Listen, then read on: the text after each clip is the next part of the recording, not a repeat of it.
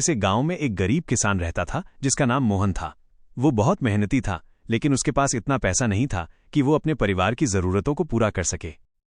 एक दिन एक बूढ़ा साधु उसके पास आया और कहा, तुम्हारे खेत में एक बहुत ही कीमती खजाना छिपा है, लेकिन उसे पाने के लिए तुम्हें समय की कीमत समझनी होगी। मोहन ने साधु की बात को गंभीरता से नहीं लिया और अपनी गरीबी को कोसता रहा। उसने सोचा कि ये साधु की कोई पहेली है और वो अपने काम में लग गया।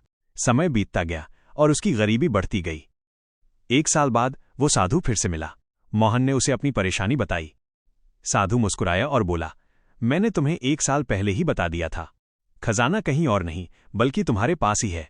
तुम्हें अपने समय का सही इस्तेमाल करना सीखना होगा। साधु की बात सुनकर मोहन ने सोचना शुरू किया।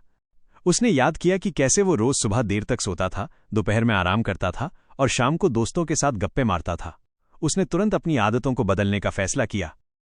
अगले दिन वो सुबह सूरज निकलने से पहले उठ गया। उसने अपने खेत में कड़ी मेहनत की। उसने अपने समय का हर पल अपने काम में लगाया। वो सुबह बीज बोता, दोपहर में फसल को पानी देता और शाम को उसकी देखभाल करता। कुछ ही महीनों में उसके खेत में हरी भरी फसलें उगाईं। मोहन ने फसल को बेचा और उसे बहुत अच्छा मुनाफा हुआ। धीरे धीरे उसकी गरीबी दूर हो गई और वो एक अमीर किसान बन गया। मोहन को अब साधु की बात का मतलब समझ आ गया था। खजाना सच में उसके खेत में था, लेकिन वो केवल समय का सही इस्तेमाल करने पर ही मिला। उसने सीखा कि समय ही सबसे बड़ा धन है और जो व्यक्ति समय की कीमत को समझता है वो जीवन में सब कुछ पा सकता है। नैतिक शिक्षा। समय बहुत कीमती है।